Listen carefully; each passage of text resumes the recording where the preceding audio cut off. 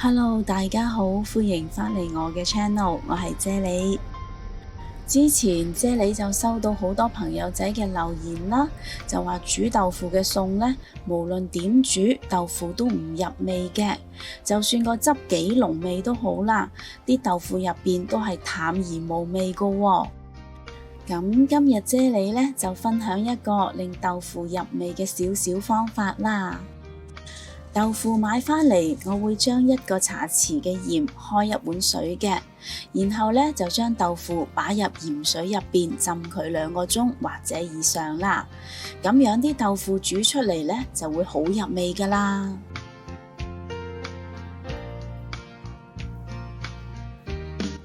浸咗2個鐘嘅豆腐，我會將佢切開咗佢啦。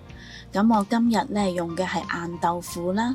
對於入廚新手嚟講呢，用硬豆腐就會比較容易操作啦。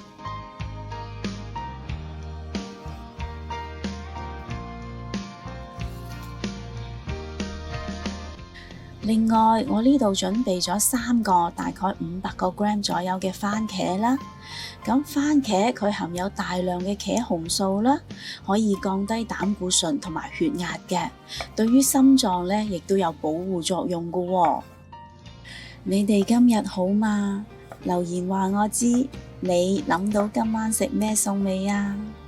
祝你有開心愉快嘅一日。切好咗番茄之後，咁而家我會嚟校個醬汁嘅。我會用2個茶匙嘅糖啦，1/2茶匙嘅鹽，2大湯匙嘅番茄醬，1個茶匙嘅粟粉同埋50 ml 嘅清水嚟校呢一個醬汁嘅。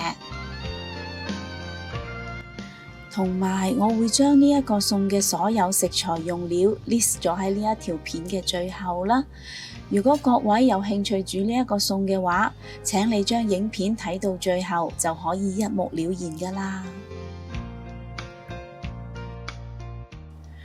我會用個大火將大概1個湯匙左右嘅油燒熱咗佢之後，加入大概20個 gram 左右嘅薑片炒香佢啦。炒到啲薑片變成金黃色嘅，就好似你哋而家畫面見到咁樣啦。跟住將番茄倒落嚟炒下佢，我要將啲茄汁炒出嚟嘅，所以呢，我會轉返用個細火啦，冚蓋將佢煮5分鐘啦。煮緊番茄嘅時候，我而家呢，就嚟處理咗啲魚柳先啦。咁我今日呢，用嘅係龍利魚嘅魚柳啦，咁你哋呢，亦都可以用其他魚柳㗎喎。我會將啲魚柳呢切到去大大嚿咁樣啦，跟住呢，我會用1/2茶匙嘅黑椒同埋1/2茶匙嘅鹽呢嚟幫魚柳做返個 basic 嘅調味嘅。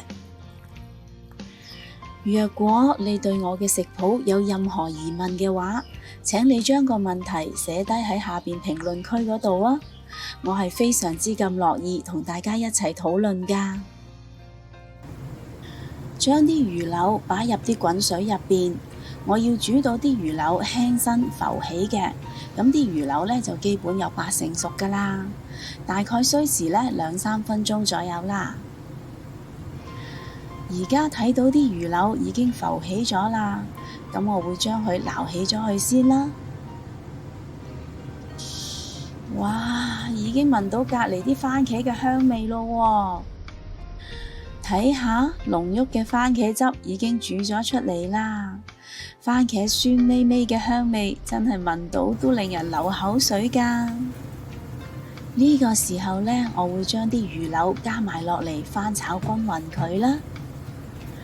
跟住將頭先校好咗嘅醬汁加埋落嚟，稍為翻炒均勻之後，就可以將豆腐都擺埋落嚟啦。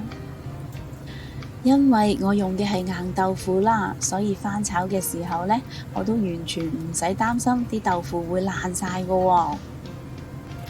我想將所有食材嘅美味可以完美地 mix 埋一齊啦，所以呢，我會冚返個蓋，keep 住用細火再煮多佢5分鐘嘅。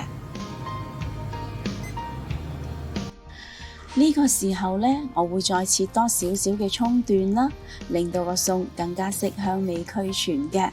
咁若果你哋鍾意用芫茜嘅話呢，亦都冇問題㗎。哇，好香啊！番茄加魚肉嘅鮮香味撲鼻而嚟，即刻就已經勾起咗我嘅食慾啦。咁我會將啲蔥段加埋落嚟啦，令到個餸更加香同埋更加靚嘅。呢個餸食落嘅味道酸甜鮮香，魚柳嫩滑得嚟，又唔會有任何嘅腥味㗎喎。豆腐呢亦都非常之入味啦。呢一個餸嘅汁先至係呢個餸嘅精髓所在喎，用嚟撈飯或者撈麵呢都係超級正㗎。若果煮呢個餸嘅話，記得要煮多2碗飯啦。不如今晚你都試下煮呢一個咁好味又簡單嘅餸啦，同埋 share 俾你身邊有需要嘅朋友啦。若果你都鍾意我嘅食譜，請你俾 like 同埋留言話我知啦。記得訂閱我嘅 channel， 順便撳埋隔離個鐘仔啦。多謝晒你嘅收睇，我哋下一個食譜再見啦，拜拜。